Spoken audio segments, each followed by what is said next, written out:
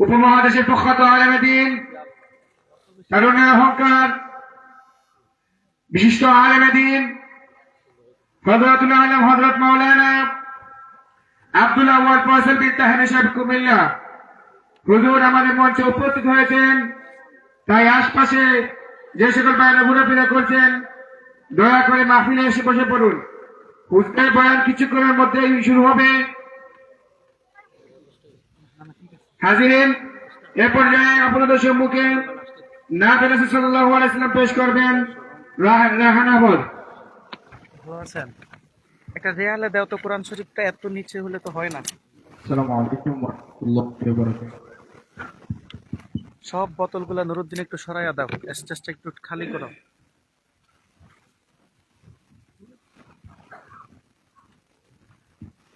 مولاي صل وسلم دائما أبدا على حبيبك خير الخلق كلهم। আমরা সবাই মিলে কাসিদায়ে বুরদাটি পরিবেশন করব ইনশাআল্লাহ। مولاي صل وسلم دائما أبدا على حبيبك خير الخلق كلهم. مولاي وسلم دائما أبدا على حبيبك خير الخلق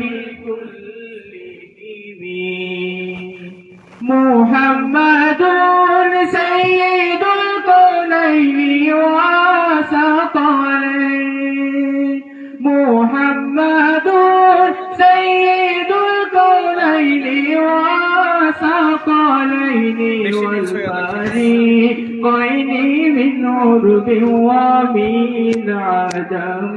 مولاي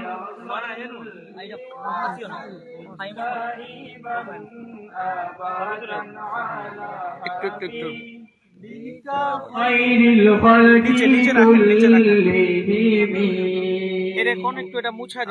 هو الحبيب الذي ترجى شفاعته. هو الحبيب الذي ترجى شفاعته لكل هول من الأهوال مقتحم. مولاي صل وسلم دائما أبدا على حبيبك خير الخلق كلهم. يا رسول الله حبيب الله إمام المرسلين. يا رسول الله حبيب الله إمام المرسلين. محمد سيد الكونين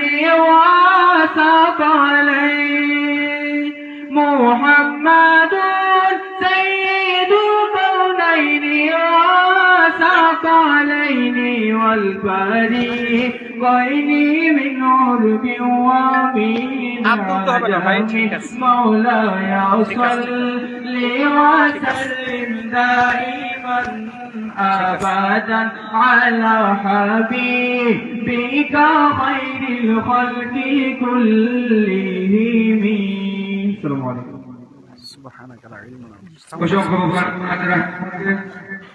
সম্মানিত হাজিরিন কিরাম, এ পর্যায়ে আপনাদের সম্মুখে মহামূল্যবান বয়ান পেশ করবেন আজকের মাহফিলের প্রধান আকর্ষণ, শুধু কুমিল্লা থেকে আগত কারুণ্যের অহংকার সুমিষ্টভাষী বক্তা হযরতুল আলম হযরত মাওলানা আব্দুল আউয়াল ফয়সাল বিন তাহের সাহেব হুজুরকে ওনার মহামূল্যবান বয়ান পেশ করার জন্য মাহফিল কমিটির পক্ষ থেকে ক্ষুধার্ত আহ্বান জানাচ্ছি। আসসালামু আলাইকুম ওয়া রাহমাতুল্লাহি ওয়া বারাকাতুহু। ইন্নাল হামদালিল্লাহি নাহমাদুহু ওয়া নাস্তাঈনুহু ওয়া নাস্তাগফিরুহু ওয়া নাউযু ونعوذ بالله من شرور أنفسنا ومن سيئات أعمالنا من يهده الله فلا مضل له ومن يضلله فلا هادي له ونشهد أن لا إله إلا الله وحده لا شريك له ونشهد أن سيدنا ومولانا محمدا عبد الله ورسوله صلى الله عليه وعلى آله وصحبه وسلم الذي أرسله بالحق بشيرا ونذيرا وداعيا إلى الله بإذنه وسراجا منيرا فقد قال الله تعالى في كلامه المجيد والفرقان الحميد أعوذ بالله من الشيطان الرجيم بسم الله الرحمن الرحيم والعصر إن الإنسان لفي خسر إلا الذين آمنوا وعملوا الصالحات وتواصوا بالحق وتواصوا بالصبر صدق الله العظيم وصدق رسوله النبي الحبيب الكريم ونحن على ذلك من الشاهدين والشاكرين والحمد لله رب العالمين إن الله وملائكته يصلون على النبي يا أيها الذين آمنوا صلوا عليه وسلموا تسليما اللهم سيدنا مولانا وعلى آل سيدنا محبت زبان খুলে পড়ুন আল্লাহুম্মা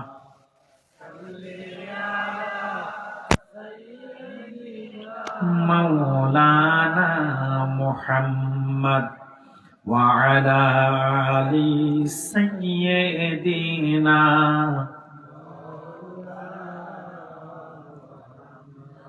मदीना मदीना मोमिनों की गुनगुना है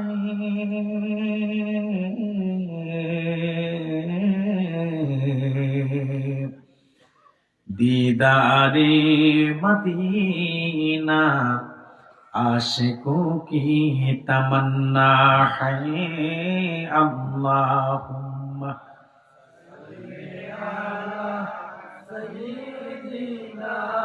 مولانا محمد وعلى آل سيدنا بلغ العلا بكماله كشف الدجى بجماله حسنت جميع خصاله صلوا عليه রজব শাবানে বরকতে দাও রমজান মাসে গুনাহ জড়াও রজব শাবানে বরকতে দাও রমজান মাসে গুনাহ জড়াও সপ্তাহ জুড়ে তুমি বরকতে দাও সপ্তাহ জুড়ে তুমি বরকতে দাও জুমার দিনে তুমি গুনাহ জরাও, রজব শাবানে বরকতে দাও, রমজান মাসে গুনাহ জরাও। সিলেট জেলার ওসমানীনগর উপজেলার মিরপুর, রঘুপুর, মুহিমপুর মাওলানা কুতুবউদ্দিন রহমতুল্লাহ আলাইহি হাফিজি ইবতেদায়ী মাদ্রাসার পঞ্চম বার্ষিক ওয়াজ মাহফিল 2026-এর উপস্থিত সম্মানিত সভাপতি হযরত মাওলানা আব্দুল মুসাব্বির সাহেব রাঙ্গাপুরী সাহেব, জনাব শাহ আনোয়ারুল ইসলাম সাহেব সভাপতি কার্যকরী কমিটি অত্র মাদ্রাসা, প্রধান অতিথি হিসেবে যিনি কথা বলেছেন আল্লামা কুতুরি সাহেব কেবলা রহমতুল্লাহ আলাইহির সুযোগ্য নাতি, ঢাকা বিশ্ববিদ্যালয়ের আরবি বিভাগের সহযোগী অধ্যাপক হযরত মাওলানা আহমদ হাসান চৌধুরী সাহেব ফুলতলী। বিশেষ অতিথি ছিলেন হযরত মাওলানা মুফতি ডক্টর সৈয়দ শহীদ আহমদ বুগদাদি সাহেব, অধ্যক্ষ মাদার বাজার ফয়জুল উলুম হাফিজিয়া ফাজিল ডিগ্রি মাদ্রাসা। কথা বলেছেন মাওলানা আহসানুল্লাহ নাসারি সাহেব চাঁদপুর, হযরত মাওলানা মুহাম্মদ আলী সাহেব, হযরত মাওলানা মুহাম্মদ মুজিবুর রহমান খান সাহেব বালাগঞ্জ, হাফিজ রফিকুল ইসলাম সাহেব, হযরত মাওলানা হাফিজ কারি ফয়জুল ইসলাম সাহেব। আল্লাহ সকলের কথাগুলো আপনাদেরকে কবুল শোনার কবুল তৌফিক ভিক্ষা দান করেছেন, আমল করার তৌফিক দান করুক বলি আল্লাহুম্মা আমিন। আমার ডানে বামে সামনে উপস্থিত বাবার বয়সে পরম শ্রদ্ধেয় মুরব্বী বাবাজিরা, তারুণ্যের উচ্ছ্বাস উদ্দীপনায় ভরপুর, অন্যায় ও অসত্যের বিরুদ্ধে বলিষ্ঠ কণ্ঠস্বর আমার কলিজার টুকরা যুবক ভাইয়েরা, বিভিন্ন স্কুল কলেজ ইউনিভার্সিটির ছাত্র বন্ধুগণ, রাজনীতিবিদ, শিক্ষাবিদ, ব্যবসায়ী, চাকরিজীবী, বিভিন্ন শ্রেণী পেশায় কর্মরত কর্মজীবী ভাইরা, ছোট্ট ছোট্ট সোনামণিরা, পর্দার অন্তরে অবস্থিত অবলা সরলা সতীসাধ্যী দিনদার ইমানদার নেককার সলেহা পর্দানিশীল মা ও বোনেরা, সকলের প্রতি শ্রেণী মোতাবেক শ্রদ্ধা, ভালোবাসা এবং স্নেহ জ্ঞাপন করছি। শুরুতে প্রশংসা আদায় করছি মহান মুনিবের দরবারে, যে মহান মুনিব আজকের মোতাবাররাক বেহেশতি মজলিসে দয়া করে আপনাদেরকে আশার ও বসার তৌফিক ভিক্ষা দান করেছেন।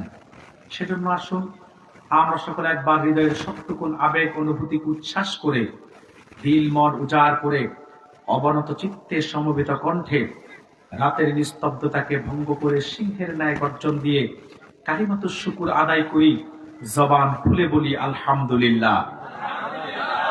বেশুমার তার চাইতে অনেক অনেক অনেক বেশি দরুদ এবং সালাম প্রেরণ করছি আল্লাহর আখিরি নবী, নবিকুলের সম্রাট, মানবতার মহান শিক্ষক মুহাম্মদ আল আরাবী নূর নবী হযরত মুহাম্মদ সাল্লাল্লাহু আলাইহি ওয়াসাল্লামের উপর আল্লাহ তাআলা যিনাকে আজ থেকে ১,৫০০ বছর আগে পবিত্র রবিউল আউয়াল মাসে পবিত্র মক্কা নগরীতে পিতা আব্দুল্লাহ এবং মা আমেনার কুল ঘেঁষে গোটা জগৎবাসীর জন্য রহমত হিসেবে প্রেরণ করেছেন, বিনা দরখাস্ত আমাদেরকে রাহমাতুল লিল আলামিনের উম্মত হিসেবে কবুল ও মঞ্জুর করেছেন।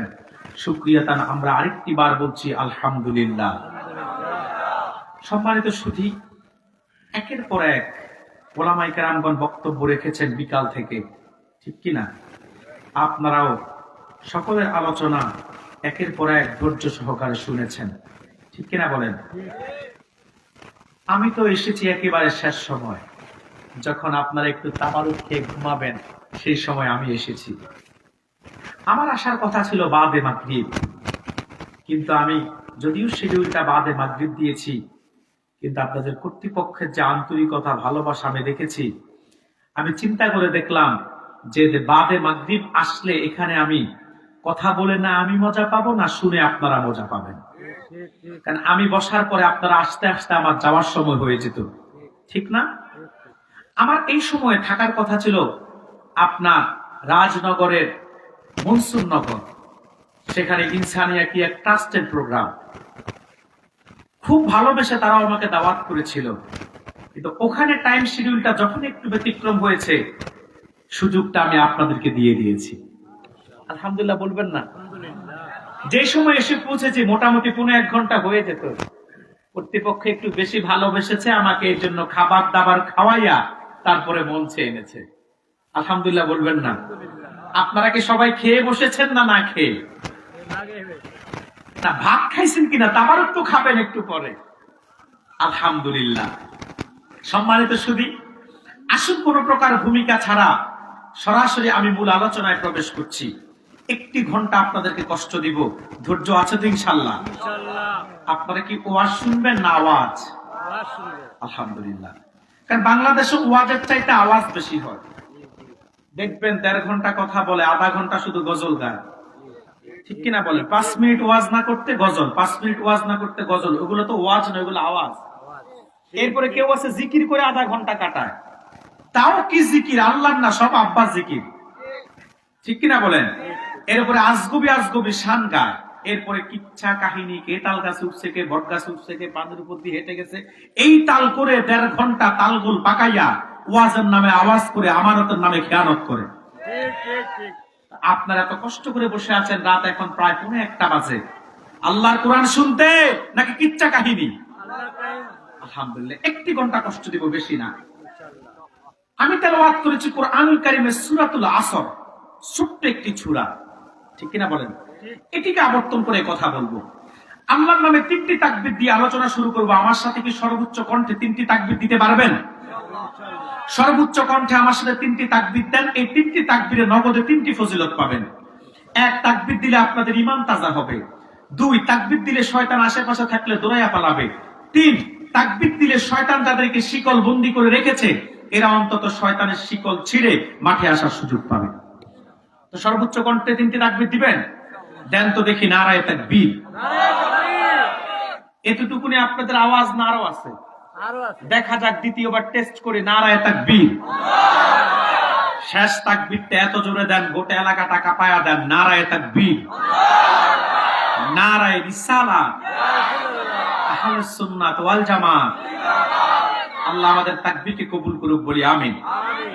আমরা তাফসীর শুনবো সূরাতুল আসর থেকে। কোন সূরা থেকে? সূরাতুল আসর।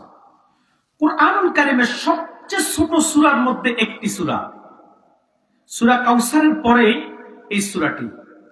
কুরআনুল কারীমের 3 আয়াত বিশিষ্ট সূরা আছে 3টি। কয়টি? 3টি। কথা কিন্তু মনোযোগ দিয়ে শুনতে হবে। কুরআনুল কারীমের 3 আয়াত বিশিষ্ট সূরা আছে 3টি। সূরাতুল আসর, সূরাতুন নাসর, সূরাতুল কাউসার। কয়টি? 3টি। কয় আয়াত বিশিষ্ট? 3 আয়াত। সূরা নাসরটা এত বড়, মনে হয় যেন 3 আয়াত না আরো বেশি, কিন্তু না। 3 আয়াত বিশিষ্ট কোরআনের সূরা আছে কয়টি? সূরাতুল আসর, সূরাতুল কাউসার, সূরাতুল নাসর। সূরাতুল আসর যদিও সূরাটা ছোট্ট, কিন্তু এর ফজিলত অনেক বেশি। জোরে বলবেন না? এত বেশি। ইমামে শাফিঈ রাহমাতুল্লাহ আলাইহি লিখেন, ১৫০০ বছর আগে আল্লাহর হাবিবের সাহাবায়ে কেরাম একজনের সাথে আরেকজনের সাক্ষাৎ হলে একজন আরেকজনকে ততক্ষণ পর্যন্ত ছাড়তেন না যতক্ষণ না সূরাতুল আসরটা তেলাওয়াত করে না শোনাতেন। শুধু তাই না ভাইয়েরা, সাক্ষাতের প্রারম্ভিকতায় যদি সাহাবায়ে কেরাম ভুলে যেতেন, বিদায়ের পূর্বে হলেও সাহাবায়ে কেরাম একজন আরেকজনকে সূরাতুল আসরটা তেলাওয়াত করে শোনাতেন। এত ফজিলত এই সূরায়, সুবহানাল্লাহ বলবেন না? সূরাটি আল্লাহ শুরু করেছেন একটি কসম দিয়ে। আল্লাহ বলেন ওয়াল আস, কসম আসরের। সুবহানাল্লাহ বলবেন না? এই যে ওয়াটা, এটাকে আরবি ব্যাকরণের ভাষায় বলা হয় ওয়ায়ে কসমিয়া, অর্থাৎ এটা কসমের ওয়া। এইরকম ওয়া দিয়ে আল্লাহ বহু জায়গায় কসম করছেন। অদ্দুহা, ওয়াশ শামস, ওয়াল লাইলি ইজা সাজা, ওয়াল কামার। কথা বলে না? এরকম বহু জায়গায় আল্লাহ কসম করছেন। আর এই কসমের শুরুতে এই ওয়াটা শব্দটা, ওয়াটা রেখেছেন, ওয়া বর্ণটা। আল্লাহ তাআলা এখানে আসরের কসম করছেন। প্রশ্ন হলো, এই আসর কোন আসর? প্রশ্ন আসে না? আল্লাহ যে আসরের কসম করছে, আসরটা কোন আসর? আমি তাফসীর থেকে 3টা মত আপনাদেরকে শোনাচ্ছি। মুফাসসিরদের মতে আল্লাহ যেখানে আসরের কসম করেছেন, কিছু সংখ্যক মুফাসসিরের মতে হচ্ছে আল্লাহ এখানে আসর দ্বারা দাহার যোগের কসম করেছেন। কিছু সংখ্যক মুফাসসিরের মতে আল্লাহ এখানে আসর দ্বারা সাআত, কিয়ামত দিবসের কসম করেছেন। আর মুফাসসিরদের মধ্যে যারা আহলুত তাসাউফ, তরিকতপন্থী, আব্দুল্লাহ ইবনে আব্বাস সহ তরিকতপন্থী এক শ্রেণীর মুফাসসিরদের মতে আল্লাহ তাআলা এখানে আসর নামাজের সময়ের কসম করেছেন। বলেন সুবহানাল্লাহ। কোন নামাজের সময়? আসর নামাজের সময়ের কসম করেছেন। প্রশ্ন আসতে পারে, ফজর থেকে জোহর লম্বা সময়, জোহর থেকে আসর আরো লম্বা, মাগরিবের পরে এশারের আগে এই সময়টাও কম না, এশারের সময় তো আরো বেশি। কথা বলে না। আল্লাহ ওই সময়গুলার কসম না করে সূর্য যখন পশ্চিম আকাশে হেলে পড়ে ছোট্ট এই সময় আসর নামাজের সময়ের কসমটা আল্লাহ কেন করলেন? প্রশ্ন আসে না? আল্লাহ এই ছোট্ট সময়টার কাছে কসম কেন করলেন? আহলুত তাসাউফ মুফাসসির যারা তারা জবাব দেন। মুফাসসির বলেন আল্লাহ তাআলা আসর নামাজের ছোট্ট সময়টার কসম করেছেন এই জন্য, আসর নামাজের সময় হলে সূর্যটা পশ্চিম আকাশে হেলে পড়ে যায়। সূর্যটা পশ্চিম আকাশে হেলে পড়ে গেলে ডুবতে আর খুব বেশি বাকি থাকে না। আহলুত তাসাউফ মুফাসসিররা বলেন আল্লাহ তাআলা আসর নামাজের শেষ সময়টার কসম করে বান্দার চোখের পর্দা সরাইয়া দিয়েছেন। রে বান্দা, মানুষের জীবনের সবচেয়ে দামি হলো সময়। সূর্য যেমন আসরের ওয়াক্ত হয়ে গেলে পশ্চিম আকাশে হেলে পড়ে যায়, ডুবতে বাকি থাকে না, ঠিক তোমার জীবনের যে হায়াতটুকু আল্লাহ তাআলা দিয়েছেন, এই হায়াত নামক সময়টুকু জন্মের পরে মৃত্যু পর্যন্ত ঘনিয়ে ডুবতে বেশি বাকি থাকবে না। আল্লাহ এখানে মৃত্যুর কথা স্মরণ করায়া দিছে। অর্থাৎ আসরের সময় হলে যেমন সূর্য ডুবতে বাকি থাকে না, ঠিক মানুষ জন্মের পরে হায়াত নামক সূর্যটাও ডুবতে বেশি বাকি থাকে না। কারণ মানুষ কি দিন দিন বয়স বাড়ে না কমে? কমে, বাড়ে না। মানুষ আমরা তো মনে করি দিন দিন বয়স বাড়ে না কমে। আপনার হায়াত যদি আল্লাহ প্রদত্ত 50 বছর নির্ধারিত থাকে, এই যে আজকের একটা দিন গত হয়েছে, তার মানে আপনার হায়াত থেকে একদিন কমে গেছে। কথা বলছেন না কেন? হায়াতটা হচ্ছে ওই বরফ বিক্রেতার বরফের মতো। ওই বরফ বিক্রেতা বরফ বিক্রি করলেও যেমন তার বরফ গলে যাবে, বরফ বিক্রেতা বরফটা না বিক্রি করলেও তার বরফটা গলে যাবে, জমে থাকে না। কথা বলছেন না কেন? আপনি আইসক্রিম একটাকে কিনে যদি একটা প্লেটের মধ্যে রেখে দেন, এটা খাইলেও গলবে, না খাইলেও এটা বাটির মধ্যে প্লেটের মধ্যে গলে যাবে। ঠিক সময়টা এমন, আপনি হেলায় কাটান আর খেলায় কাটান, যেভাবে কাটান না কেন, প্রতিটা মুহূর্তে প্রতিটা সেকেন্ড আপনার জীবন থেকে চলে যাচ্ছে। আর যেটা একবার চলে যাচ্ছে, এটা আর কোনোদিন কিয়ামতের আগে ফিরে পাওয়ার কোনো সুযোগ নাই। এত দামি সময় ওসমানীনগরের ভাইয়েরা, পৃথিবীতে অনেক দামি সম্পত্তি হারিয়ে গেলে ফিরে পাওয়া যায়। আজকে আপনার গাড়িটা চলে নিয়ে গিয়েছে, টাকা বলে আপনি আর একটা গাড়ি এই ব্র্যান্ডেরই কিনতে পারবেন। কথা বলছেন না কেন? দামি স্বর্ণালঙ্কার আজকে চলে নিয়ে গিয়েছে, যত দামি বানুক না কেন, যদি আপনার কাছে টাকা হয় আপনি আবার এই অলংকার কিনতে পারবেন, ইচ্ছা করলে সেম ডিজাইনে বানাতে পারবেন। কারিগরের কাছে যদি শুধু ডিজাইনটা একবার দেখায়া দেন, একটুও বেশ কম হবে না। কথা বলছেন না কেন? কিন্তু এখানে যারা বসে আছেন আমার সামনে ডানে বামে, যার জীবন থেকে 50টা বছর হায়াত চলে গিয়েছে, বলেন তো ভাই, কোটি টাকা খরচ করলো কি আপনার জীবন থেকে একটা সেকেন্ড সময় কি আপনি ফিরে পাবেন? সম্ভব? কোটি টাকা খরচ করলো সম্ভব না। যেটা চলে গেছে ওই বরফ বিক্রেতার বরফের মতো, যেটা গলে গেছে আর জমাট বাঁধবে না। হায়াত যেটা চলে গেছে আর ফিরে আসবে না। এই জন্য আল্লাহ তাআলা সবচেয়ে মানুষের জীবনের দামি অংশ হচ্ছে সময়। সে সময়ের কসম করেছেন। কোন সময়টা? আসরের সময় কসম করে বান্দার চোখের পর্দা স্মরণ করায়, বান্দার চোখের পর্দা খুলে দিয়েছে, মৃত্যুর কথা স্মরণ করায় দিয়েছে। বলেন সুবহানাল্লাহ।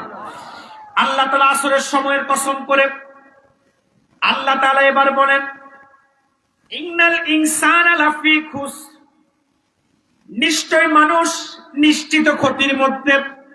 উলামায়ে কেরামরা জানেন বাক্যের দুইটা দিক, উদ্দেশ্য বিধেয়। আরবিতে যেটাকে বলা হয় মুবতাদা এবং খবর, ইংলিশে বলা হয় সাবজেক্ট প্রেডিকেট। কথা বলছেন না কেন? বাক্যের কয়টা দিক? সাবজেক্ট, প্রেডিকেট, মুবতাদা, খবর, উদ্দেশ্য, বিধেয়। আল্লাহ এখানে দুইটাই উল্লেখ করেছেন।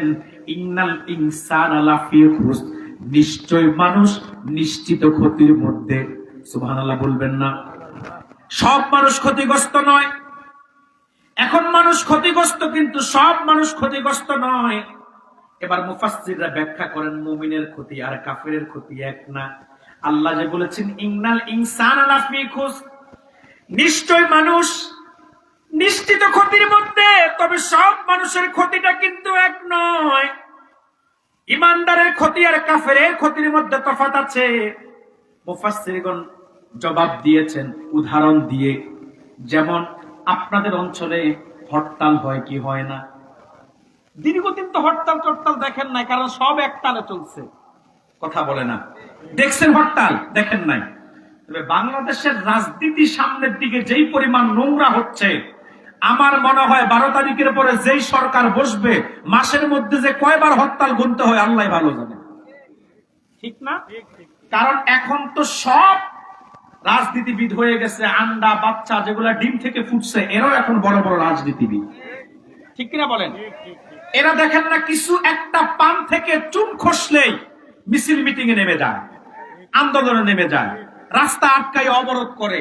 তো যেই পরিমাণ এখন করতেছে, আমার মনে হয় 12 তারিখের পরে নির্বাচিত সরকার ক্ষমতায় বসলে এরা আরো বেশি জ্বালাবে। কারণ এদের মধ্যেই এখন ক্ষমতার খায়েশ জেগেছে। নিজেরা ক্ষমতায় না যেতে পারলে এরা কাউকে আর শান্তিতে থাকতে দিবে না, ঠিক কিনা বলেন? এদের মধ্যে এখন ক্ষমতার খায়েশ জেগেছে, ক্ষমতার মূলা এদের চোখের সামনে এখন ঝুলতেছে। তবে আমি নিশ্চিত করে বলে রাখলাম উসমানীনগরবাসী, এই ক্ষমতার মূলা ঝুলাইয়ে এদেরকে পার করবে, এরা কোনোদিন ক্ষমতা চোখে দেখবে না, ঠিক কিনা বলেন? তো যে কথা বলছিলাম, মনে করেন হরতাল, হরতাল বুঝেন আপনারা? হরতাল কি? হরতাল এটা একটা গুজরাটি শব্দ। কোন শব্দ? যে জিনিস সবকিছু তাল নষ্ট করে দেয় সেটার নাম হরতাল, ঠিক কিনা বলেন?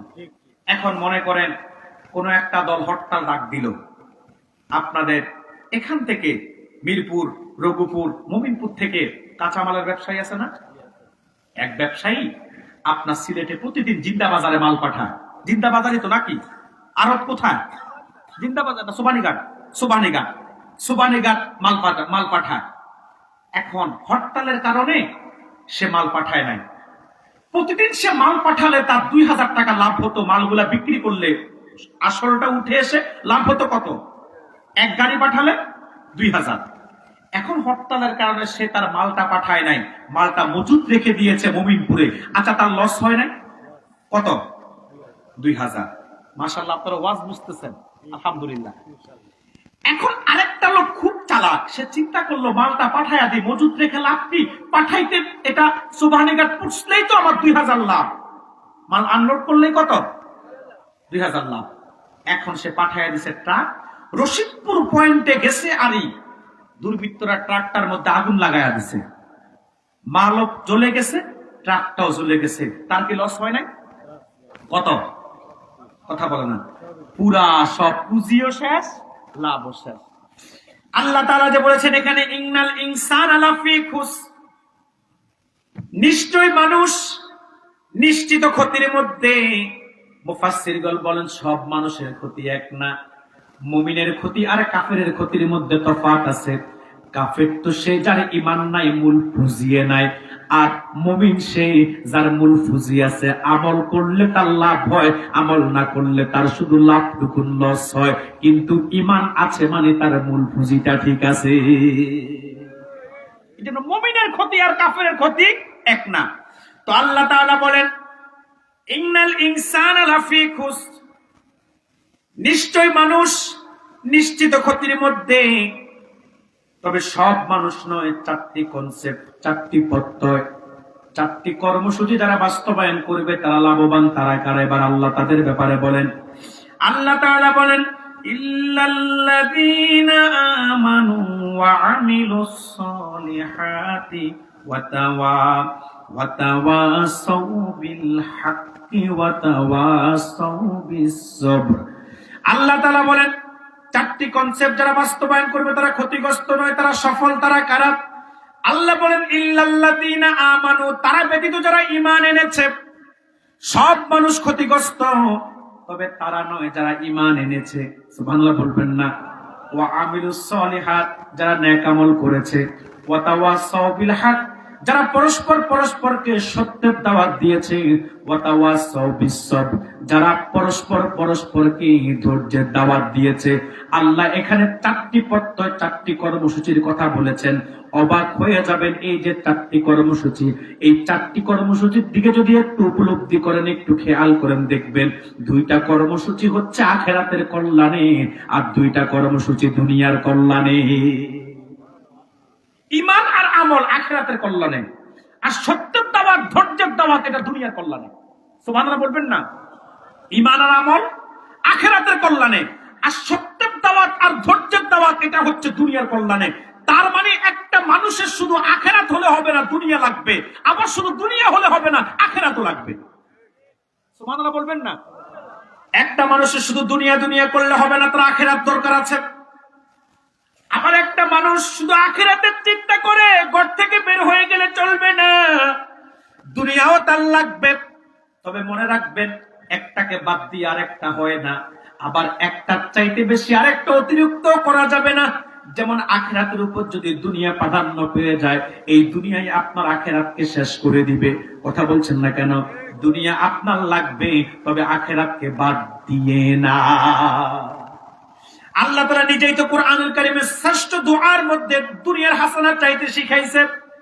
আল্লাহ রাব্বুল আলামিন কুরআনুল কারীমের মধ্যে বলেন, যেটা বুখারীতে বলা হয়েছে শ্রেষ্ঠ দোয়া, রব্বানা আতিনা ফিদ দুনিয়া হাসানাতাও ওয়া ফিল আখিরাতি হাসানাতাও ওয়া কিনা আযাবান নার।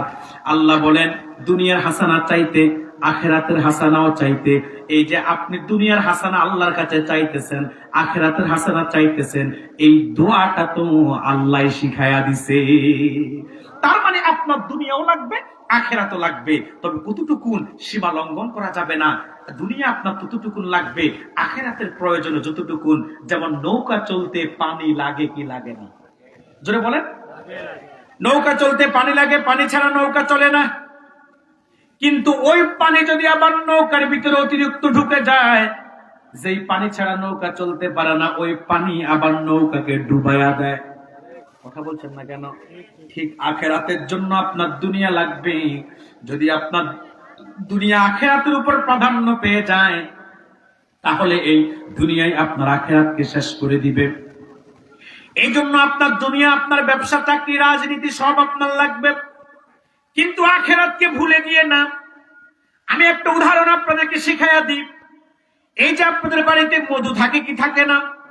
ফ্লোরের মধ্যে একটু মধু ঢেলে আপনি ঘুমায়া যাবেন, ফজরের সময় উঠলে দেখবেন মধুর চতুর্পাশে শুধু পিঁপড়া আর পিঁপড়া। কথা বলেন না কেন? শুধু পিঁপড়া আর পিঁপড়া। আপনি দেখবেন কিছু পিঁপড়া মধু খেয়ে চলে যাচ্ছে, কিছু পিঁপড়া 2 পা মধুতে দিয়ে 2 পা মধুর বাইরে দিয়ে মধু খাচ্ছে, আবার কিছু পিঁপড়া মধুর মধ্যখানে মরে আছে। কারণটাকে হিসাবটা মিলান। যে পিঁপড়াটা লোভ করে নাই, তার 2টা পা মধুতে দিয়েছে, 2টা পা মধুর বাইরে রেখেছে, সে পেট ভরে মধু খেয়ে চলে যাচ্ছে, কোনো সমস্যা তার হয় নাই। যেটা লোভে খালি পেটে মধুর মাঝখানে ঢুকে গেছে, আঠালো মধুর ভিতরে খালি পেটে ঢুকা যায়, কিন্তু পেট যখন ভরে গিয়েছে, এবার তো মধু থেকে আর বের হওয়া যায় না। এই ভরা পেট নিয়ে মধুর মধ্যখানেই সে মরে গেছে। ঠিক দুনিয়ার আখিরাতটা এমন। আপনার দুনিয়া লাগবে, আপনার ব্যবসা দরকার, আপনার চাকরি দরকার, আপনার রাজনীতি দরকার, কিন্তু আপনার ব্যবসা, আপনার চাকরি, আপনার রাজনীতি যেন আপনার আখিরাতকে ভুলায়া না দেয়। আপনি যেন আখিরাতের কথা ভুলে না যান। আপনি দুনিয়ার ব্যবসা ঠিক রাখেন, ব্যবসার ফাঁকেই আপনার আখিরাতের সব কাজও ঠিক রাখবেন। আপনি চাকরি করেন ভাই, সমস্যা নাই, চাকরির ফাঁকে আপনার আখিরাতের সব কাজ ঠিক রাখেন। আপনি রাজনীতি করেন, তবে আপনার রাজনীতি যেন আপনাকে কাফের মুশরিক না বানায়, আপনার রাজনীতি যেন আপনার ঈমান থেকে দূরে সরায়া না দেয়, আপনার রাজনীতি যেন আপনাকে আখিরাত থেকে ভুলায়া না দেয়। কিন্তু আমার দেশের রাজনীতি অধিকাংশ মানুষকে পথভ্রষ্ট করে, বিশেষ করে যারা লুবি, কথা বলে না। দেখেন না, সেকুলার যারা, এরা সবসময় অমুসলিমদের পাশ হাঁটে, কথা বলে না। সেকুলার যারা, তারা সবসময় অমুসলিমদের পাশ হাঁটে। কেউ পশ্চিমাদের পাশ হাঁটে, কেউ ভারতের পাশ হাঁটে। কিন্তু আমার দুঃখ কোন জায়গায় জানেন? সেকুলাররা তো না বুঝে ফাঁস হাঁটে, কারণ এরা দিন দুনিয়া কোনো কিছু বোঝে না। কোনটা হক কোনটা না হক, কোনটা আখেরাত কোনটা দুনিয়া, এরা সবকিছু বোঝে না। এরা যতটুকুন বুঝছে ততটুকুনের মধ্যেই আছে। কিন্তু আমার দুঃখ হয় মোল্লা মুন্সিগুলারে নিয়ে। তাদেরকে নিয়ে? মোল্লা মৌলবীগুলারে নিয়ে।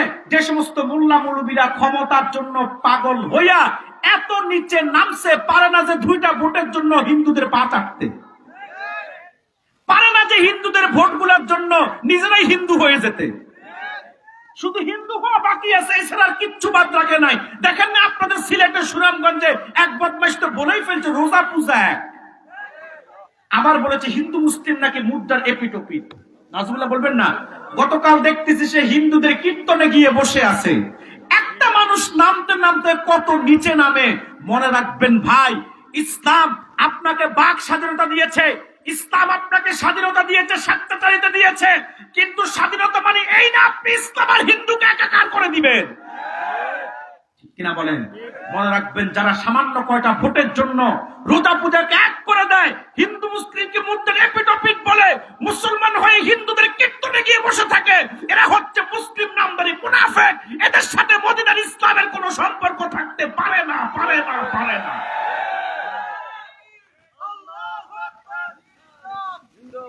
সম্মানিত সুধী, যে কথা বলছিলাম, তাকবীরটা ঠিক মতো দিতে পারলা না। তাকবীর দিতে হবে জজবা নিয়ে, ভালোবাসা নিয়ে। আর এক মাথায় বসে তাকবীর দেওয়া যায়, তাকবীর দিলে মাঝখানে এসে বসবা। সম্মানিত সুধী, যে কথা বলছিলাম, তা আমরা দুনিয়াদার এমন হয়েছে আখেরাত ভুলে গেছি। কথা বলেন না কেন? মনে রাখবেন, ইসলাম আপনাকে এতটুকুন অধিকার দেয় নাই।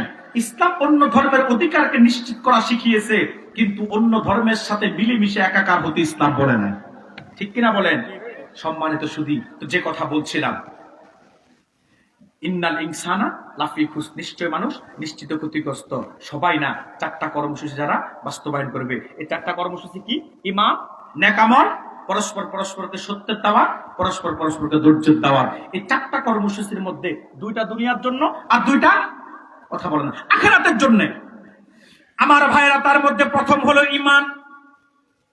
আল্লাহ তাআলা বলেন, ইন্নাল ইনসানা লাফি খুস, নিশ্চয় মানুষ নিশ্চিত ক্ষতির মধ্যে। তবে সব মানুষ নয়, ইল্লাল্লাযীনা আমানু, যারা ঈমান এনেছে তারা ব্যতীত। তার মানে ঈমানদার যারা, তারা ব্যর্থ নয়, ক্ষতিগ্রস্ত নয়, তারা লাভবান, তারা সফল। বলেন সুবহানাল্লাহ।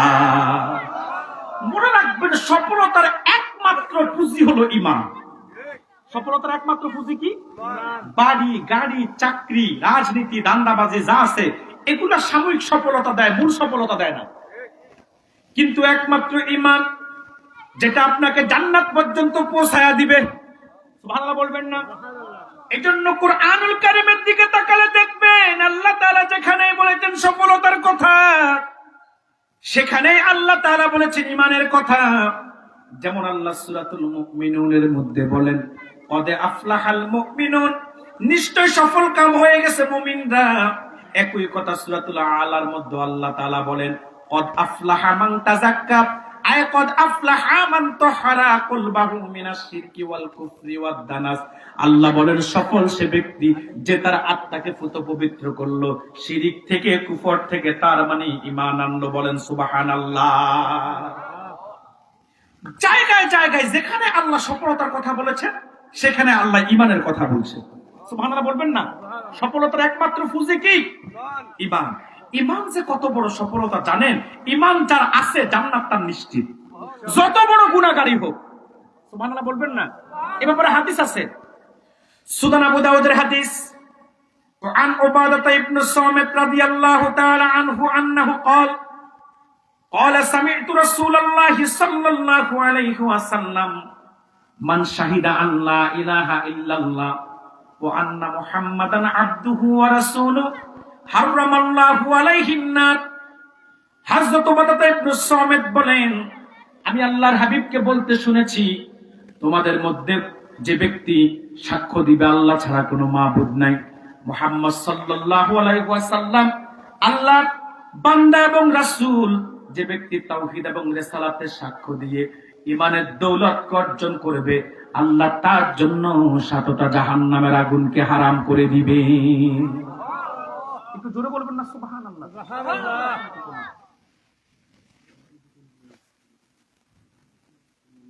সম্মানিত শুধু আপনাদের কর্তৃপক্ষ বলছে শেষ করে দিতে, কি করব? কি আরো কিছুক্ষণ চলবে না শেষ করে দিব? হ্যাঁ, কতক্ষণ? আয় হায়, ওইটা আবেগ। আর 10-15 মিনিট কষ্ট দেই, শুধু অনুবাদটা করে দিচ্ছে মূল বিষয়ে। আর 10-15 মিনিট আমি কষ্ট দিব। কারা কারা ধৈর্য ধরবেন হাত তুলেন তো দেখি। হাত নামান। নারে তাকবীর, নারে রিসালাত, আহলে সুন্নাত ওয়াল জামাত, আল্লামা তাহের হুজুর সাহেব। আমি বুঝতে পারতেছি রাত তো অনেক বেশি হয়ে গেছে, ঠিক না? এমনটা হলো আমাকে না খাওয়াই স্টেজ উঠাই দিলে ভালো হতো। আমার খাওয়াটা খুব জরুরি ছিল না। আমি একটানা 2 দিনও না খেয়ে কথা বলতে পারি, আলহামদুলিল্লাহ। এটা আল্লাহর সাহায্য, আলহামদুলিল্লাহ। সম্মানিত সুধী, খামাখা 50 মিনিট 45-50 মিনিট বসাইয়া এই মানুষগুলা তো বসে আছে আল্লাহর কোরআন শুনতে, ঠিক না? যাই হোক, আমি আরেকটু অনুবাদ করে শেষ করে দিচ্ছি। তো সফলতার মূল পুঁজি কি? ঈমান, যেটা আপনাকে জান্নাত পর্যন্ত পৌঁছাবে। ঈমান যার আছে তার জান্নাত নিশ্চিত, এতে কোনো সন্দেহ নাই। সুবহানাল্লাহ বলবেন না? এ ব্যাপারে হাদিস আছে, সহিহ মুসলিমও আছে, ইবনে মাজাতেও আছে। বিচার নিকাশ যখন শেষ হয়ে যাবে, মিজানের পাল্লা যখন কায়েম হবে, বিচার নিকাশ শুরু হবে, শেষও হবে, ঈমানদার যারা নেক আমল করেনেওয়ালা তারা বিনা আযাবে জান্নাতে চলে যাবে। আর যারা ঈমানদার গুনাহগার, গুনাহ করছে কিন্তু তওবা করে নাই, গুনাহ করছে তওবা করে নাই, এমনিতে গুনাহ নিয়ে কবরে চলে গেছে, কিন্তু ঈমানটা আছে, কারণ শিরিক করে নাই, কুফর করে নাই, ঈমান নিয়ে কবরে চলে গেছে। হাদিস সাক্ষী আল্লাহর হাবিব বলেন, ঈমানদারদের মধ্যে যারা গুনাহগার, বিচার নিকাশ শেষ, তারা জাহান্নামে চলে যাবে।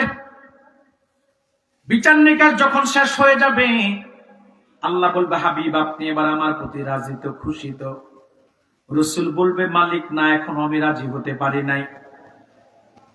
আল্লাহ তাআলা বলবে, হাবিবি কেন, আর কি চান? ইয়া রাসূলুল্লাহ, ইয়া হাবিবাল্লাহ, হুজুর না চাইতেই তো আপনাকে সব দিয়েছি, আর কি চান গো হাবিব, আর কি চান আপনি? রাসূল বলবে, মালিক বিচার নিকাশ আপনি শেষ করেছেন, ঈমানদার যারা আমলওয়ালা তারা বিনা আযাবে আপনার জান্নাতে চলে গেছে, কিন্তু আমার কিছু ঈমানদারদের মধ্যে গুনাহগার জাহান্নামে জ্বলতেছে। একটা গুনাহগার ঈমানদারও যদি জাহান্নামে জ্বলে, আমি আপনার প্রতি রাজি হব না। হাদিস সাক্ষী আমার নূর নবী মুহাম্মদ সাল্লাল্লাহু আলাইহি ওয়াসাল্লাম যখন ঈমানদার উম্মতের জন্য অভিমান করবেন, সহিহ মুসলিমের বর্ণনা, আল্লাহ জাহান্নামের দারওয়ান মালিককে বলবে, মালিক জাহান্নামের দরজা খুলে দাও। হাবিবকে আমি অথরিটি দিয়েছি, হাবিব যাকে মন চায় তাকে জাহান্নাম থেকে জান্নাতে পাঠায়া দিই। হাদিস সাক্ষী আল্লাহর হাবিব জাহান্নামের কিনারে যাবেন, রাসূলুল্লাহ গিয়ে দেখবেন ঈমানদার গুনাহগারদের কারো হাঁটু পর্যন্ত চলেছে, কারো কোমর পর্যন্ত, কারো বুক পর্যন্ত, কারো গলা পর্যন্ত। ওসমানী নগরের ভাইয়ের, আল্লাহর পবিত্র সত্তার কসম করে বলে যায়, রাসূলুল্লাহর একজন ঈমানদার উম্মতের চেহারার মধ্যে জাহান্নামের আগুন লাগবে না। রাসূল দেখেই চিনবেন, আইডেন্টিটি হিসাবে নূর চমকাবে। রাসূল দেখেই চিনবেন, এটা আর কেউ না, আমার ঈমানদার উম্মত, উম্মতে মুহাম্মাদী। রাসূল জ্বলা পড়া উম্মত গুলাকে জাহান্নাম থেকে তুলবেন। গুসিলাত বিনাহারুল হায়াত, নাহারুল হায়াতের মধ্যে গোসল দিবেন, পরিপূর্ণ যুবক হয়ে যাবে। সুবহানাল্লাহ বলবেন না? প্রত্যেকটা উম্মত আদমের আকৃতি ধারণ করবে, সুদর্শন যুবক আল্লাহ বানায় দিবে, এত সুন্দর। এই পৃথিবীতে সব নবীর দাড়ি ছিল, শুধু আদম ছাড়া। এই জন্য জান্নাতে যারা যাবে সবাই আদমের সুরত, এই জন্য কারো দাড়ি থাকবে না। সুবহানাল্লাহ বলবেন না? জান্নাতে যারা যাবে কারো দাড়ি থাকবে না, শুধু দাড়ি থাকবে হযরতে আদমের। দুনিয়াতে আদমের দাড়ি ছিল না, জান্নাতে আদমের দাড়ি থাকবে। আর দুনিয়াতে সব নবী এবং তাদের উম্মতদের দাড়ি আছে, জান্নাতে আল্লাহ তাদেরকে দাড়ি দিবেন না। এত সুদর্শন বানাবে যেটা আপনি কল্পনাও করতে পারবেন না। শুধু তাই না, বলবেন হুজুর তা আমরা না সুদর্শন হইলাম, যুবক হইলাম, আমাদের বউদের কি অবস্থা? রাসূলুল্লাহ বলেছে প্রত্যেকের বিবিদেরকেও আল্লাহ তাআলা এত আকর্ষণীয় করবেন। জান্নাতে প্রথম সাক্ষাৎ হবে প্রত্যেকটা স্বামী তার স্ত্রীর সাথে। প্রথম দেখাতে এমন ভাবে স্ত্রীর সৌন্দর্য নজরে কেড়ে নিবে, যেই নজরে একটানা 40 বছর পার হয়ে যাবে। সুবহানাল্লাহ, সুবহানাল্লাহ। তো প্রত্যেকটা ঈমানদারকে রাসূল তুলবেন, গোসলের নাহরুল হায়াতে গোসল দিবেন, আবার জান্নাতে পাঠিয়ে দিবেন। সর্বশেষ যে ঈমানদার উম্মতটা জাহান্নাম থেকে মুক্তি পেয়ে জান্নাতে যাবে, রাসূল বলেছে আল্লাহ তাকে যে জান্নাতটা দিবে সেটা হবে গোটা দুনিয়ার চাইতে আরো 10 গুণ বড়। দুনিয়াটা কত বড়, বিজ্ঞান তো এখনো উত্তর মেরু দক্ষিণ মেরু খুঁজে পায়নি। সমুদ্র আটলান্টিক মহাসাগরে একটা জায়গা আছে বারমুদা ট্রায়াঙ্গল, যেখানে পানি দিয়ে জাহাজ চলানো, উপর দিয়ে বিমান চলানো, কি যে কারণ বিজ্ঞান জানে না। আফ্রিকাতে একটা জঙ্গল আছে মহাবন অ্যামাজন, ওই জঙ্গলে কি কি আছে বিজ্ঞান এখনো সব খুঁজে বের করতে পারে নাই। ভাই বিজ্ঞানের দূরত্ব অল্প, আর বিজ্ঞানের জ্ঞান হচ্ছে সসীম। বিজ্ঞান যেখানে আটকে যায় সেখানে আল্লাহর কোরআন সমাধান দিয়ে রাখছে। বিজ্ঞান যেখানে আটকে গেছে সেই সমাধানটা কোথায় পাওয়া যায়? কোরআনে। যেমন বিজ্ঞান এক সময় বলেছে পৃথিবী ঘোরে, এরপর বলতেছে না পৃথিবী ঘোরে না সূর্য ঘোরে, এরপর বলতেছে পৃথিবীও ঘোরে না সূর্য ঘোরে না মানুষ ঘোরে, এখন বলতেছে না পৃথিবীও ঘোরে সূর্য ঘোরে মানুষ ঘোরে। কোরআন যেটা 1400 বছর আগে বলছে, কোরআন সেটা 1400 বছর পরে আপনার কোরআন যেটা 1400 বছর আগে বলছে, বিজ্ঞান সেটা 1400 বছর পরে বুঝছে। ঠিক না? আপনি যদি বিজ্ঞানকে প্রশ্ন করেন ছেলে হয় কেন মেয়ে হয় কেন, বিজ্ঞান বলবে পুরুষের যে ক্রোমোজোম XY, নারীর যে ক্রোমোজোম XX, XY থেকে X আর নারীর XX থেকে একটি X যদি একত্রিত হয় সন্তান হয় মেয়ে। পুরুষের এই XY থেকে Y, নারীর XX থেকে একটি X যদি একত্রিত হয় সন্তান হয় ছেলে। আপনি যদি বিজ্ঞানকে প্রশ্ন করেন ঠিক আছে তোমাদের কথা মেনে নিলাম, তো ঈসা নবীর তো বাবা ছিল না, তার মানে Y ছিল না, ঈসা নবী হলো কিভাবে? কথা বলে না। বিজ্ঞান বলবে সরি আমাদের আর দৌড় নাই, আমাদের ক্ষমতা শেষ। কিন্তু আল্লাহর কোরআনে সমাধান আছে না নাই? আমার ভাইয়েরা বলতে গেলে সারা রাত বলা যাবে। আমি যেটা বুঝাতে চেয়েছিলাম, পৃথিবী এত বড়, বিজ্ঞান এখনো উত্তর মেরু দক্ষিণ মেরু খুঁজে পায় নাই। পৃথিবী এত বড়, বিজ্ঞান এখনো বারমুদা ট্রায়াঙ্গলে কি কারণ এটা এখনো বিজ্ঞান জানে না। অ্যামাজনে কি আছে বিজ্ঞান সবকিছু জানে না। এর চাইতে 10 গুণ, পৃথিবীর চাইতে 10 গুণ বড় হবে আদনা ইমানদারের জান্নাত। সফলতার মূল পুঁজি কি? ঈমান। এখন আপনাদের ধৈর্য থাকে, আমি ঈমান যে কত দামি সম্পদ আরেকটা হাদিস শোনাতে চাই। ধৈর্য আছে আপনাদের? আবু দাউদের মধ্যে এসেছে 1500 বছর আগে আল্লাহর হাবিবের নূরের কদমে অনেক ইহুদিরাও খিদমতে আসতেন। তারা অনেক ইহুদিরা, এক ইহুদি যুবক দীর্ঘদিন আল্লাহর হাবিবের খিদমত করেছে। আমার ভাইয়েরা, কিছুদিন যাবত অসুস্থতার কারণে যুবকটা রাসূলুল্লাহর কদমে আসতে পারে না। আল্লাহর হাবিব যুবকটার সন্ধান খুঁজলেন, সাহাবায়ে কেরামদেরকে জিজ্ঞাসা করলেন যুবকটা কোথায়, কেন সে আসে না? সাহাবায়ে কেরাম বলল হুজুর যুবকটাকে মারজে মাউদ গ্রেফতার করেছে জন্য সে আসতে পারে না। হাদিস সাক্ষী আল্লাহর হাবিব বলল সাহাবীরা চলো যাই যুবকটাকে তার বাড়িতে গিয়ে দেখে আসি কি অবস্থায় আছে। হাদিস সাক্ষী আল্লাহর হাবিব ইহুদি যুবককে দেখার জন্য তার বাড়িতে গেলেন। রাসূলুল্লাহকে দেখে যুবকটা বিছানা থেকে উঠতে চাইলেন, কিন্তু হুজুর বুঝলেন যুবকটা উঠলে তার কষ্ট হবে। আল্লাহর হাবিব বলল যুবক উঠার দরকার নাই, তুমি শুয়ে থাকো। রাসূল যুবকটার নিকটে গেলেন, শিয়রে গেলেন, যুবকটার খোঁজ খবর নিলেন স্বাস্থ্যের। বিদায়ের পূর্বে আল্লাহর হাবিব বলল যুবক দীর্ঘদিন তুমি আমার খিদমত করেছো, কিন্তু কাল কিয়ামতের দিন হাসর ময়দানে আমি তোমার কোনো উপকার করতে পারবো না, কারণ তার কি নাই? ঈমান নাই। যুবকটা বুঝতে পারলো আল্লাহর হাবিব আমাকে ঈমানের দাওয়াত দিয়েছে। যুবকটা একবার আল্লাহর হাবিবের নূরের চেহারার দিকে তাকায়, আবার তার বাবার চেহারার দিকে তাকায়, কি করবে এই সময়ে? রসুলের দাওয়াত গ্রহণ করে কি ঈমান আনবে নাকি তার ধর্মেই থেকে যাবে? বিচক্ষণ বাবা সন্তানের অন্তিম সময়ের চাহনি বুঝতে পারলো। বিচক্ষণ বাবা সন্তানের অন্তিম সময়ের চাহনি বুঝতে পেরে বলল, বাবা হে বৎস, আমার দিকে তাকানোর আর দরকার নাই। আবুল কাসেম মুহাম্মদ সাল্লাল্লাহু আলাইহি ওয়াসাল্লাম তোমাকে যে ঈমানের দাওয়াত দিচ্ছে সেটা গ্রহণ করে তুমি মুমিন মুসলমান হয়ে যাও। ওসমানীনগরের ভাইয়েরা, যুবকটা অনুমতি পাওয়া মাত্র আল্লাহর হাবিবকে ডাক দিয়ে বলল, ইয়া রাসূলুল্লাহ, ইয়া হাবিবাল্লাহ, হাত দিয়া ডাক। হুজুর আপনার নূরের হাত বাড়িয়ে দিন। রাসূলুল্লাহ হাত মুবারক বাড়িয়ে দিলেন। যুবকটা রাসূলের হাতে হাত রেখে শাহাদা বাক্য পাঠ করে মুসলমান হয়ে গেল। রাসূলুল্লাহ চলে আসলো। কিছুক্ষণ পরে হুজুর খবর পেল যুবকটা দুনিয়াতে বেঁচে নাই। আল্লাহর হাবিব বলল, সাহাবীরা, যুবকটাকে গোসল দাও, কাফন পরিধান করাও। আমি রাসূল নিজে তার জানাজার ইমামতি করে জান্নাতুল বাকিতে তাকে দাফন দিব। হাদিস সাক্ষী সাহাবায়ে কেরাম যুবকটাকে কাফন পরিধান করিয়ে জান্নাতুল বাকিতে তার লাশ নিল। আল্লাহর হাবিব মসজিদে নববী থেকে যখন জান্নাতুল বাকির দিকে যাচ্ছে, রাসূলুল্লাহ গোটা পাটা জমিনের মধ্যে রাখেন না, বিদ্যাঙ্গুলের উপর ভর করে করে হুজুর হাঁটতেছেন। জানাজা শেষ, দাফন শেষ, হুজুর সাহাবীদের উদ্দেশ্যে একটা ভাষণ দিলেন। সাহাবায়ে কেরাম বলল, হুজুর একটু আগে যুবকের জানাজায় আসার সময় কেন আপনি গোটা পাটা জমিনে রাখলেন না? আল্লাহর হাবিব বলল, সাহাবীরা শোনো, একটু আগে যে যুবক ঈমান এনে ইসলাম গ্রহণ করেছে, আল্লাহ তার প্রতি এত খুশি হয়েছে, আকাশের সব দরজা আল্লাহ খুলে দিয়েছে। তার জানাজাতে এত বেশি ফেরেশতা শরীক হয়েছে, মদিনাতুল মুনাওয়ারাতে আমি ফেরেশতাদের কারণে কদম রাখার জায়গা খুঁজে পাই নাই।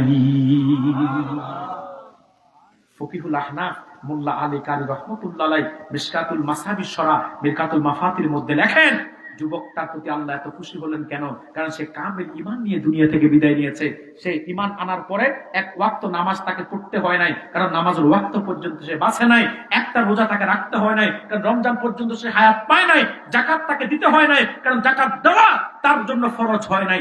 এই যে কামেল ঈমান নিয়ে সে দুনিয়া থেকে বিদায় নিয়েছে, এই জন্য আল্লাহ তাকে এই মর্যাদা দান করেছেন। এই জন্য সফলতার মূল পুঁজি কি? ঈমান। ঈমান যার আছে তার সফলতা নিশ্চিত। এই জন্য ভাই, বাড়ি, গাড়ি, চাকরি, ফ্যাক্টরি সব আপনার লাগবে, কিন্তু সেটা ঈমানকে বিসর্জন দিয়ে না, বরং ঈমান ঠিক রেখে, আমল ঠিক রেখে, দুনিয়া লাগবে, আখিরাতকে ঠিক রেখে আপনি ব্যবসা করুন, আপনি চাকরি করুন, আপনার প্রয়োজন আছে, আপনি রাজনীতি করুন, সব আপনি করুন, তবে আপনার আখিরাতকে ঠিক রেখে, আখিরাতকে বাদ দিয়ে না। তো কয়টি কনসেপ্ট? চারটি, কিন্তু যেহেতু আপনাদের সময় সংকীর্ণ, এই জন্য আমি বাদ দিলাম বাকি কথাগুলা। একটিকেই সংক্ষেপ করে আমি আলোচনার ইতি টানলাম। সাদাকাল্লাহুল আযীম ওয়া সাদাকা রাসূলুহুন নাবিয়্যুল কারীম ওয়া নাহনু আলা যালিকা মিনাশ শাহিদিন ওয়াশ শাকিরিন ওয়াল হামদুলিল্লাহি রাব্বিল আলামিন। সম্মানিত সুধী, শাহ আনোয়ারুল ইসলাম মাদ্রাসার সভাপতি অসুস্থ। আজকের মাহফিলের তাবারক বাবদ তিনি 20,000 টাকা দান করেছেন। আল্লাহ তাআলা তিনার দানকে কবুল করুক, আল্লাহ তিনার দানকে কবুল করুক, এবং আল্লাহ তিনাকে শাফায়ে আযলা কামেলা নসিব করুক বলি আল্লাহুম্মা আমিন। মাদ্রাসায় রঘুপুর নিবাসী যুক্তরাজ্য প্রবাসী জনাব আব্দুল নূর তাহিদ আলী, ওনার মামা মরহুম আব্দুল কাদের সাহেবের মাগফিরাতের জন্য 7 শতক জমি দান করেছেন। মাশাআল্লাহ, মাদ্রাসার পাশে না? মাশাআল্লাহ। আল্লাহ তাআলা ওনাদের এই জমি দানকে কবুল করে আল্লাহ কবরে আখিরাতে নাজাতের ফয়সালা করে দিক বলি আল্লাহুম্মা আমিন। সম্মানিত সুধী, এখন আমি একটু বিলাস শরীফ পড়ব, তারপর আমরা মুনাজাত করি ইনশাআল্লাহ। এখান থেকে তাবারুক নিয়ে বিদায় নিব। আসুন নবীজিকে একটু সালাম জানাই। ইয়া নবী, ইয়া রাসূল, সালাম আলাইকা হাবিব, সালাম আলাইকা সালাওয়াত সাইয়্যিদি ইয়া রাসূলুল্লাহ, উম্মতের দরদি নবী ইয়া হাবিবাল্লাহ। নবী গো, আপনি যে ঘুমান না রাতে, দেখা দেন আশিকদের সাথে, নিয়ে যান আপনার রওজাতে দরুদ সালাম ভেজিতে ইয়া নবী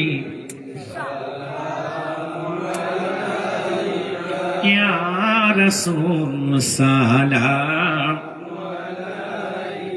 ইয়া হাবিব সালাম আলাইকা সালাওয়াতুল্লাহ بلغ العلا بكماله كشف الدجى بجماله حسنت جميع خصاله صلوا عليه اللهم صل وسلم وبارك عليه সম্মানিত সুধী, আসলে রাত কম হয় না, 1:25 বেজে গেছে। 1:25 বাজলে শীতের রাত কম থাকে না, এটা অনেক লম্বা। যদি এটা শীতকাল না হয়তো তো মোটামুটি রাত প্রায় শেষ পর্যায়ে, ঠিক না? আপনারা তো কোরআনের প্রতি আপনাদের আকর্ষণ আছে বিধায় অত্যন্ত ধৈর্য সহকারে বসেছিলেন, ঠিক কিনা বলেন? আল্লাহ আপনাদের বসাকে কবুল করুক। আর আমি যদিও 55 মিনিট কথা বলেছি, কিন্তু এই 55 মিনিটে আমি কথাগুলা বলেছি বুঝলে অনেক দামি কথাগুলা বলে দিছি, প্রয়োজনীয় কথা বলে দিছি, এবং 1 মিনিট এদিক সেদিক যাই নাই। মূল কথা যতটুকুন প্রয়োজন ততটুকুনি বলছি। আল্লাহ বুঝার তৌফিক দান করুক। যদি আল্লাহ কখনো আপনাদের সাথে আশেপাশে কোথাও দেখা করায় দেয়, সিলেট তো আমি কম আসি না, ইনশাআল্লাহ লম্বা সময় কথা হবে। অন্য সময় দেখা হলে চেষ্টা করব লম্বা সময় কথা বলতে। আজকে যতটুকুন শুনেছেন ততটুকুন আমল করবেন। প্রিয় ভাইয়েরা, এখন মোনাজাত হবে। একটু তাবারুকটা এখন দিয়েন না, একটু 1 মিনিট, একটু। সম্মানিত সুধী, এখন মোনাজাত হবে। আমি আপনাদের জন্য দোয়া করব, আপনারাও আমার জন্য করবেন, বিশেষ করে কবরবাসীদের জন্য বেশি করবেন, করবেন না? আমি একটা ছোট্ট আবদার করব, রাখবেন? কথা বলে আমার জন্য না, রাখবেন, আপনাদের জন্যই রাখবেন। এখন তো তাবারক বিতরণ হবে, মোনাজাত হবে। এই যে প্রতিষ্ঠানটা, এটা খুব সুন্দর চলতেছে না? আজকে 5 বছর না এটার বয়স? 5 বছরে মাশাআল্লাহ যতটুকু পরিবেশ করেছে অনেক সুন্দর হয়েছে। আপনাদের ভালোবাসা, দোয়া, সহযোগিতা থাকলে এটা আরো অনেক বড় হবে ইনশাআল্লাহ। ভাইয়েরা, কষ্ট তো অনেক করেছেন। আমি যদি 2 মিনিট, স্রেফ 2 মিনিটের কষ্ট দিই, কষ্ট হবে না তো আপনাদের? একটু ছোট্ট একটা আবদার করব। মা নাই কার কার, একটু হাত তোলেন তো। মা নাই কার কার? মা নাই কার কার? হাত তোলেন, হাত নামান।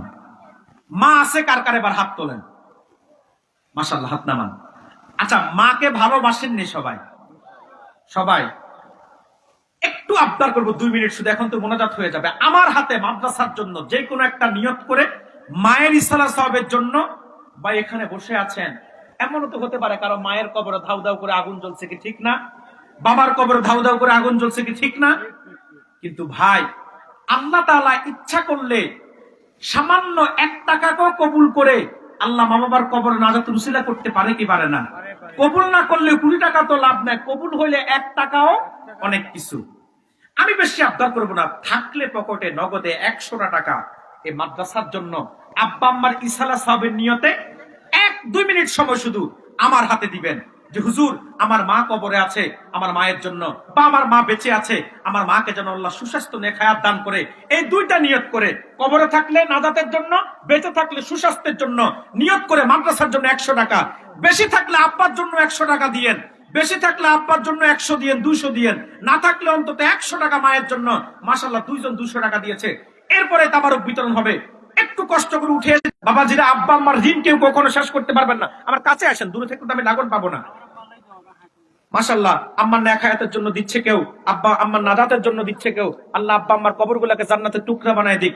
100 করে টাকা শুধু মাদ্রাসার জন্য আবদার করছি, আশা করি কেউ মাহরুম হবেন না। বাবাজিরা, 100 টাকা কিচ্ছু না, কিন্তু 50 জন লোক দিলে 5000 টাকা হয়ে যাবে। দেন না একটু কষ্ট করে, মায়ের কথা স্মরণ করে, মায়ের কথা স্মরণ করে, যদি মা কবরে থাকে মায়ের কথা স্মরণ করে, মা বেঁচে থাকলে মায়ের নেখায়াত কামনা করে দেন না। 100 করে টাকা শুধু আবদার করছি। আমি আমার জন্য চাই নাই, আপনার টাকাটা আমি আমার পকেটে নিব না, এই মাদ্রাসার কাজেই লাগবে। আর কে আছেন? আর কে আছেন? 100 টাকা। মায়ের পাগলদের কাজকে আমি দেখতে চাই। আল্লাহ কাকে কবুল করছে আমি জানি না, আল্লাহ তুমি কবুল করো, আল্লাহ তুমি কবুল করো। টুপি নিয়ে এখন যাবেন না, মাশাআল্লাহ, আল্লাহ তুমি কবুল করো। আল্লাহ মা যাদের কবরে আছে, মায়ের কবরটাকে তুমি জান্নাতের টুকরা বানায় দাও। আল্লাহ মা যাদের বেঁচে আছে, মাকে তুমি নেক হায়াত দান করো। আল্লাহ আব্বা যাদের বেঁচে আছে, আব্বার নেক হায়াত দান করো। তাবারক দিয়েন না, এখন একটু ধৈর্য ধরেন, একটু আব্বা যাদের কবরে চলে গেছে, আল্লাহ আব্বার কবরটাকে তুমি জান্নাতের টুকরা বানায়া দাও।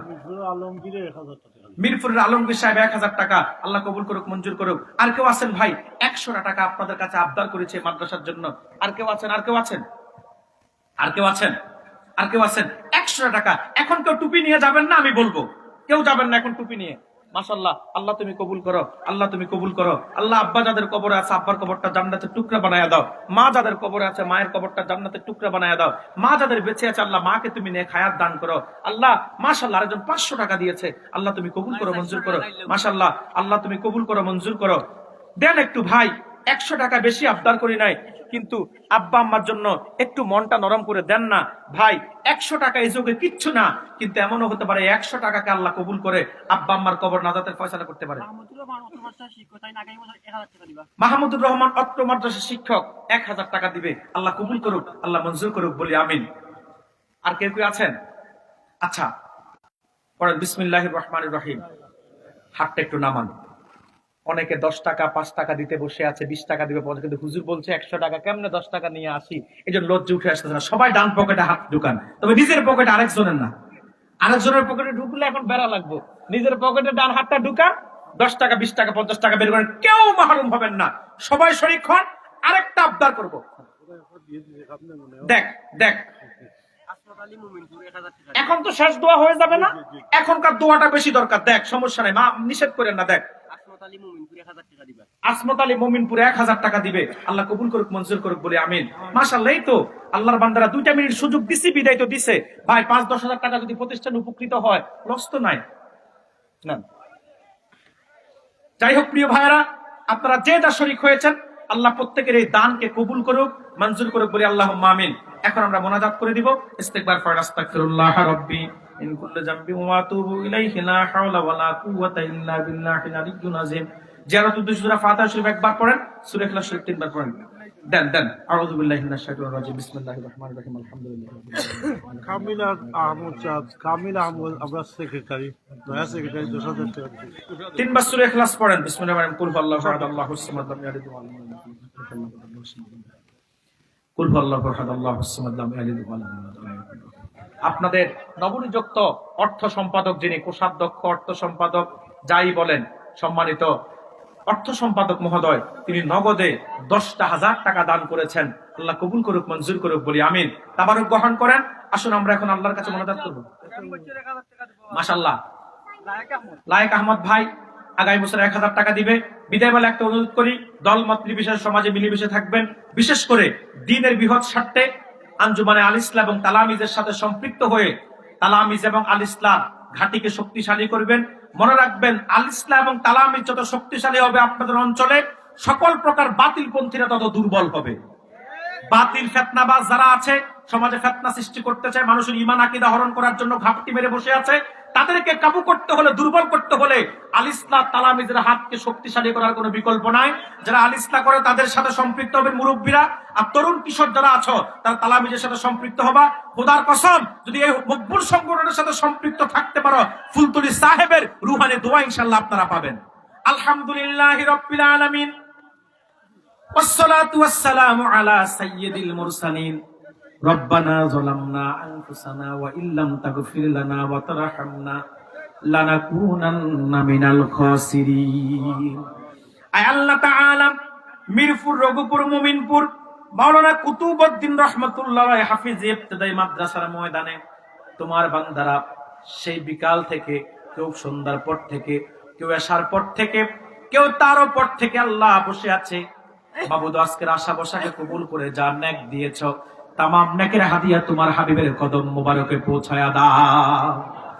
তামাম আম্বিয়া আলাইহিমুস সালাম, তামাম সাহাবায়ে কেরাম, তাবেঈন, তাবে তাবেঈন, খুলাফায়ে রাশিদিন, আইম্মায়ে মুজতাহিদিন, 4 তরিকার ইমামগণ, 4 মাযহাবের ইমামগণ, সুলতানে বাঙ্গাল হযরত শাহজালাল রাহমাতুল্লাহ আলাইহি সহ 360 আউলিয়া, জোনপুর, পুরপুরা, সারসিনা, সোনাকান্দা, ফুলতলি সহ তামাম বাংলার জমিনে যারা দুনিয়া থেকে পর্দা নিয়েছে, আল্লাহ সকল ওলিদের রূহে হাদিয়া পৌঁছায়া দাও। আয় আল্লাহ, এলাকার জমিনের নিচে যত কবরবাসী আছে সকলের রূহে হাদিয়া পৌঁছায়া দাও। সকলের কবরগুলোকে তুমি জান্নাতের টুকরা বানায়া দাও। আমাদের সকলের জীবনের সব গুণাগুলো তুমি ধুয়ে মুছে সাফ করে দাও। আমাদের বিপদ আপদ গুলো দূর করে দাও, বালা মুসিবত গুলো দূর করে দাও, সমস্যাগুলো সমাধান করে দাও, মুশকিল গুলো আহসান করে দাও। আমাদের মধ্যে যারা অসুস্থ প্রত্যেকটি সুস্থতার নিয়ামত দাও, অভাবের অভাব দূর করে দাও, হালাল পথে রিজিককে বৃদ্ধি করে দাও। মাবুদ, আজকের মাহফিল থেকে আমাদের কাউকে তুমি খালি হাতে ফিরাইয়া দিও না। প্রত্যেকের মনের নেক আশাগুলো তুমি কবুল ও মঞ্জুর করে নাও। প্রবাসী যারা আছে তাদেরকে প্রবাস জীবনে হেফাজতে নিরাপদে রাখো। মাবুদ, আজকের মাহফিলে যারা হাত তুলেছে, জানি না কার জীবনের শেষ মাহফিল, এটা শেষ মাহফিল মনে করে তোমার কাছে ক্ষমা চাই। এই প্যান্ডেল থেকে বের হওয়ার আগে আমাদেরকে তুমি শিশুর মতো নিষ্পাপ বানায়া দাও। আল্লাহ, মাদ্রাসাটাকে তুমি কবুল করে নাও। আল্লাহ তাআলা, এই মাদ্রাসাটাকে অর্থ দিয়ে, বুদ্ধি দিয়ে, শ্রম দিয়ে যে যেভাবে সহযোগিতা করে, ছাত্র, শিক্ষক, অভিভাবক, কমিটির ভাইয়েরা সকলকে তুমি নেক হায়াত দান করো। রব্বুল আলামিন গোটা এলাকাবাসীকে এই মাদ্রাসার প্রতি আন্তরিক হওয়ার তৌফিক দাও। আল্লাহ, আমার আল ইসলাম এবং তালামেজের ভাইদেরকে তুমি কবুল করে নাও। আল্লাহ রব্বুল আলামিন, বিশেষ করে আজকের মাহফিলটা গোটা এলাকাবাসীর হেদায়েতের উসিলা বানায়া দাও। জীবনে একটিবার হলেও তোমার হাবিব আখিরি নবী নূর নবীজি আমার মুহাম্মদ সাল্লাল্লাহু আলাইহি সাল্লামের নূরের চেহারাটা স্বপ্ন দেখার সৌভাগ্য দান করিও। আল্লাহ, যুবকরা অনেক খিদমত করে এই মাদ্রাসার জন্য, মাহফিলের জন্য। আল্লাহ, আমার কলিজার টুকরা যুবক ভাইদের মেহনতকে কবুল করো। প্রত্যেকটা যুবককে তুমি দুনিয়া আখিরাতের কল্যাণ, বরকত, কামিয়াবি দান করো। আল্লাহ, পর্দার অন্তরালে মা বোন যারা হাত তুলেছে তাদের হাতগুলো কবুল করো। তাদের সংসারটাকে তুমি সোনার সংসার বানায়া দাও। ও দয়াবান আল্লাহ, ও মেহেরবান মাওলা, মাবুদ, বড় আশা নিয়ে তোমার দরবারে হাত তুলেছি। জানি না মাবুদ, আজকের মাহফিলের পরে কে জানি আল্লাহ দুনিয়া থেকে কখন কবরে চলে যায়। মাবুদ, মৃত্যুর সময় আমাদেরকে খাতেমা বিল খায়ের দান করিও। মৃত্যু পর্যন্ত হেদায়েতের উপর অটল রাখিও, ইস্তেকামাত রাখিও, ইমানের উপরে অটল রাখিও, ইস্তেকামাত রাখিও। আমলি জিন্দেগি গঠন করে তোমার হাবিবের দিদারে পেয়ে যেন কবরে যেতে পারে সে সৌভাগ্য নসিব করিও। সাল্লাল্লাহু তাআলা ওয়া আলা খায়রি খালকিহি ওয়া নূরি আরশিহি সাইয়্যিদিনা মুহাম্মাদিন আজমাইন ওয়া আদাদা মা খুলিকা ফিল জান্নাতিল্লাহিল ফিরদাউস। আমিন বিরহমাতিকা ইয়া আরহামার রাহিমিন। ভালো থাকবেন, সুস্থ থাকবেন। বিদায় নিচ্ছি। বেঁচে থাকলে হয়তো আবারও দেখা হবে ইনশাআল্লাহ। লম্বা সময় কথা বলবো। আসসালামু আলাইকুম ওয়া রাহমাতুল্লাহ।